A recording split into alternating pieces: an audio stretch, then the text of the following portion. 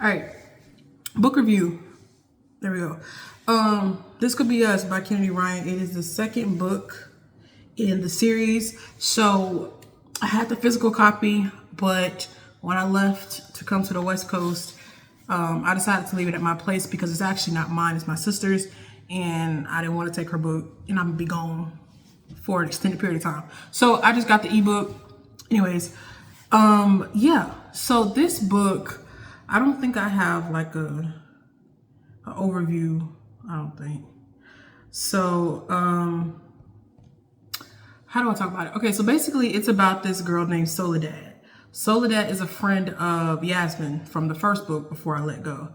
So Soledad is married to a man, excuse me, named Edward. And Soledad, I believe she's African American and something else. And then Edward is white.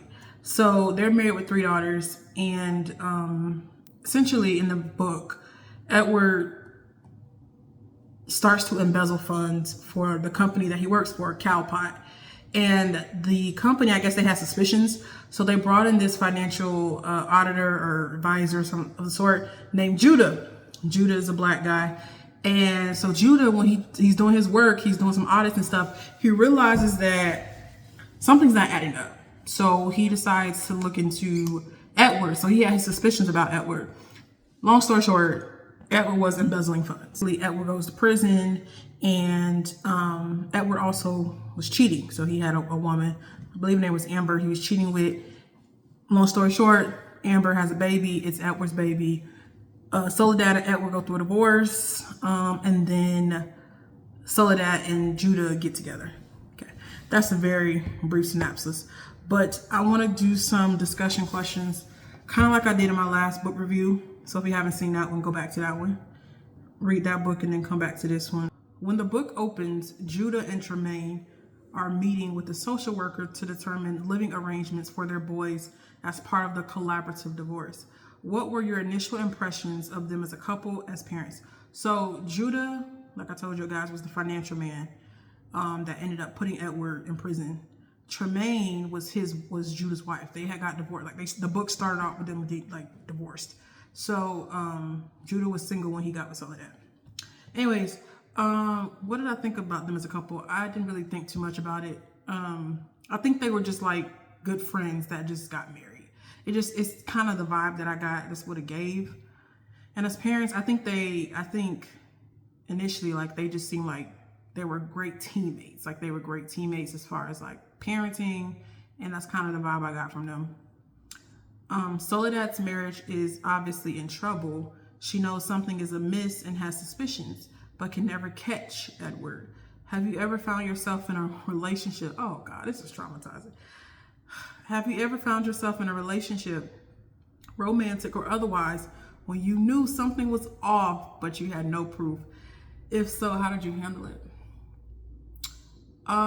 Yeah. Typically though, from my experience,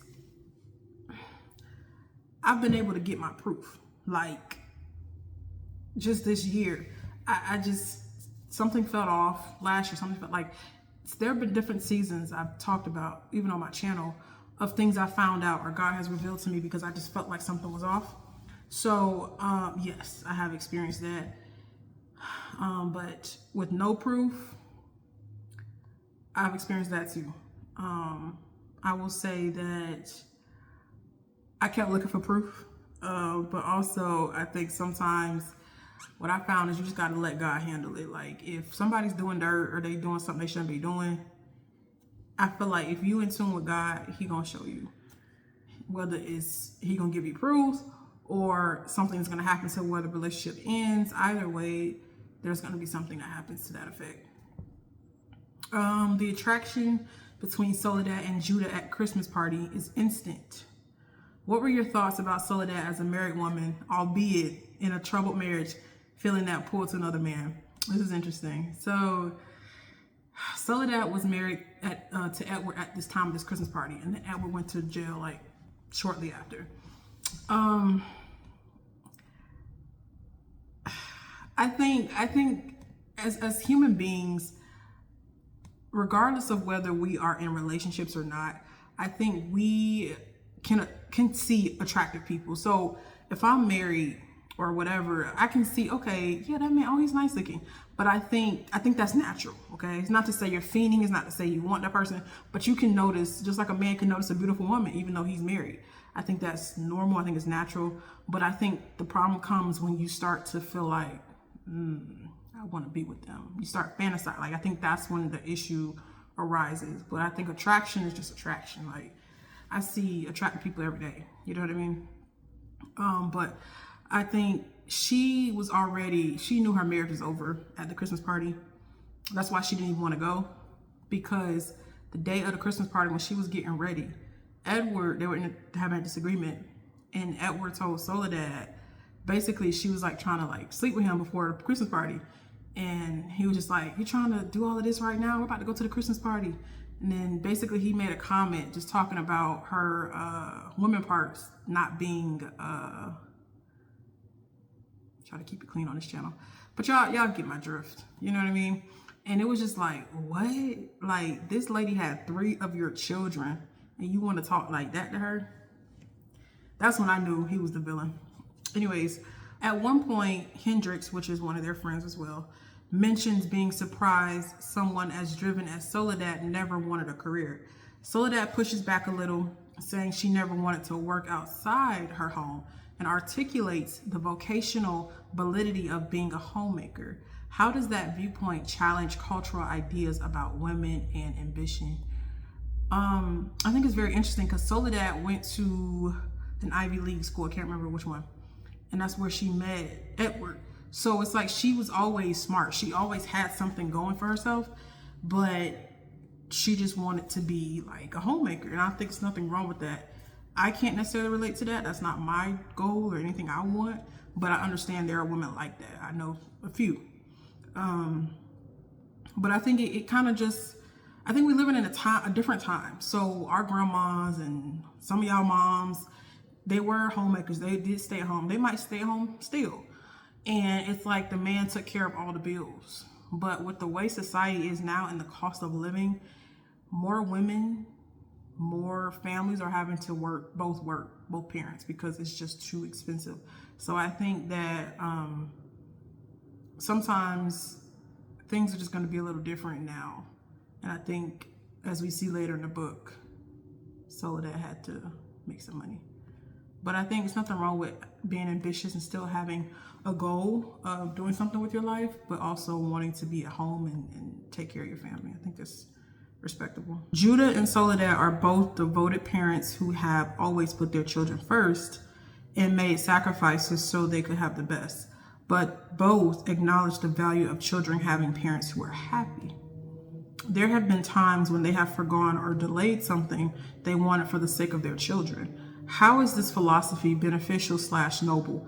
How could it be dangerous or harmful? So Judah, I don't think I said this, but Judah has 2 twin boys with Tremaine that are autistic. So, and they're, it's a spectrum, obviously. So one is more verbal than the other, but they have challenges. One has seizures here and there, so they do have their challenges. So they're very dependent on Judah and Tremaine.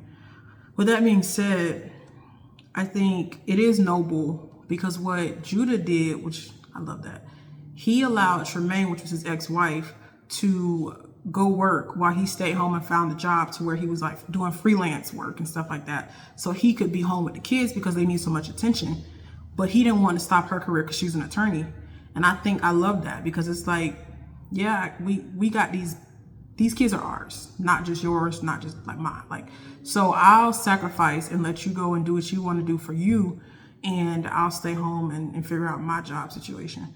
But I think at the same time, it's dangerous because his kids need a lot of help and a lot of attention and nurture and care, to where he's like, maybe decided, maybe let me not date right now because I have these kids. Even though I'm divorced, like I still can date. But so I think he kind of neglected himself or his needs and his wants because his kids and his work take up a lot of his time.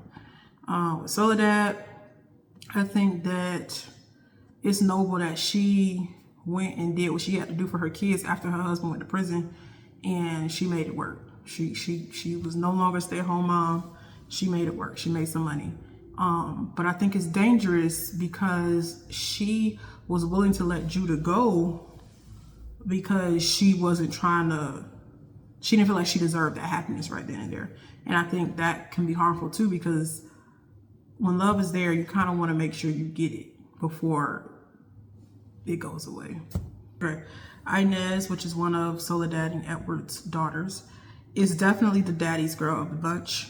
Did you sympathize at all with her perspective?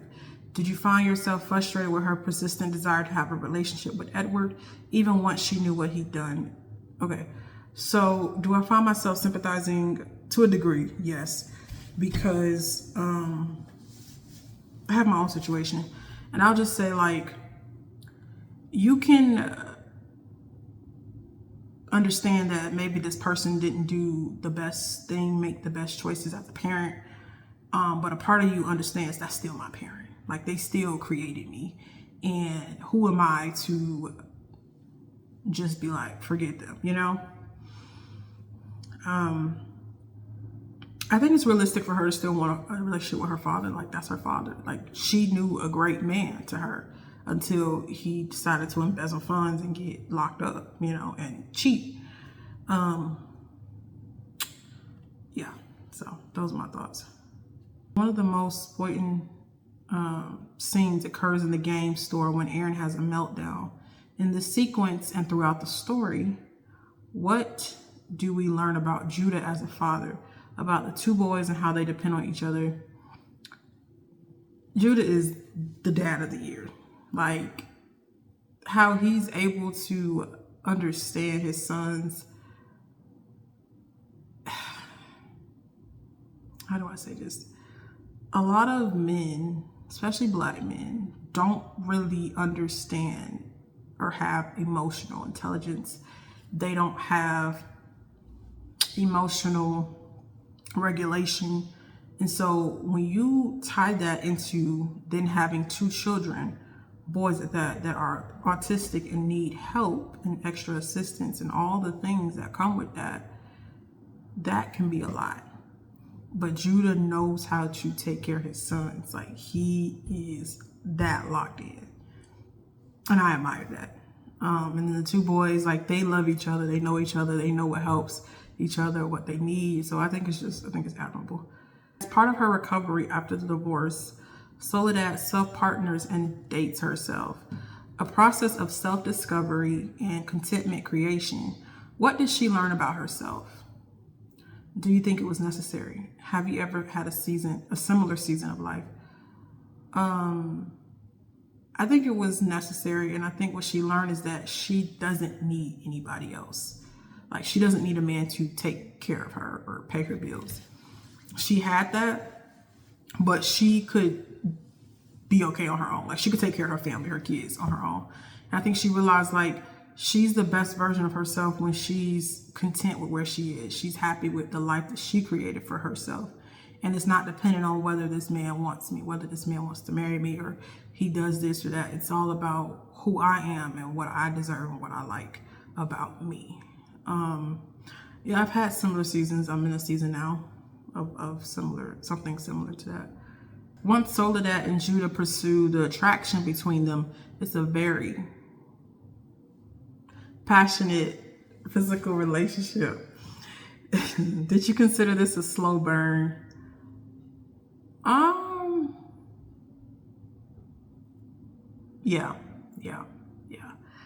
Yeah, because Soledad, she had just got out of a divorce, or she just got divorced. And here comes Judah. And she just kind of like, no, like, Judah's fine. He's attractive, yes, but like, I can't do this. And he was just like, I want this. Like, what's going on? So I definitely think it definitely took a while for her, really, because his mind was made up from the beginning to go there. And it's also, they had so many different battles between. For one, when they met, she was married, okay?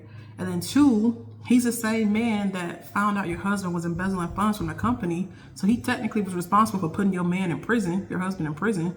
Okay, that's complicated. And then y'all both got kids. Her daughters miss their dad, and then they know now you're dating my mom. You're the one that put my dad in prison. That's complicated. You know what I mean? So I think all of those things led up to them having a slower burn as far as their relationship starts. How would you characterize their physical and emotional intimacy as the story progresses? I think it was well. I'm gonna move on. This is a family channel, okay? I'll leave it here. Soledad isn't sure she'll ever want to marry again. That is something she told Judah. So Judah is more concerned about the quality of their relationship, that it's passionate, honest, supportive, than it is legal standing. There are a lot of variables about their future, including the needs of Judah's boys, that could affect the shape of their relationship takes. The vast majority of romance novels ends with marriage and children. Judah and Soul have already experienced those things, and their HEA, not sure what that stands for, looks different. How do you feel about this somewhat unconventional happily ever after? I think it works for them. I think if I was Soledad, I probably would be in the same spot. I don't, because she never said I'm never getting married. She just said I don't think I want to get married again, which means to me there's a possibility she will. With that being said, the woman just got divorced. Her man went to prison. He left her with 3 kids, no money, like, and then she meet this man that was responsible for putting her man in prison. Like, no, she's not about to run down the aisle. Like, I don't blame her for that either. So I think it works for them, but I think Judah, he seems to be okay either way, but it's like he doesn't want to live his life without her, whether that's in a marriage or just boyfriend, girlfriend, I guess. So yeah, but all in all, this is the second book in the series, which is called Skyland, series. This book, I'll be honest, I actually, I smiled and laughed a lot in this book. Like, I smiled a lot. Before I let go, I was crying, okay? I didn't cry anytime during this book. But I will say that I personally cannot relate to Soledad. Like, that's not me. I'm more Yasmin from the first book, like through and through. But one thing I respect about Soledad, she wasn't trying to work out her marriage. She found out her man cheated. She found out he was embezzling funds and going to jail. She wasn't trying to be like, well, let's go talk to a therapist. No, I'm out of there. I'm out of there. And I respect that. More women need to leave the first time, because it's not gonna get better. So I respect that wholeheartedly. And I think it was a good book. Judah, it's a good man right there. That's a good man. It's just, for me, the way he takes care of his sons, like, it's just so, wow. It's rare that you get black men like that, if we're being honest. And the way he takes care of his sons, the way he respects his ex-wife and her, husband, because she got remarried. I think he's just a good dude. These men characters, one thing I'll say is that Judah, he, much like Josiah from the first book, he always knew he wanted Soledad, and this man did not stop. He respected where she was at when she said, listen, I just got divorced. I'm not in a place to be dating. He respected her wishes, but he knew, and he told her, listen, when you done doing all that self-healing, self-discovery stuff, I'm gonna be here. I'm not going nowhere. I'm not leaving. I know you what I want, and I'm coming to get you, period.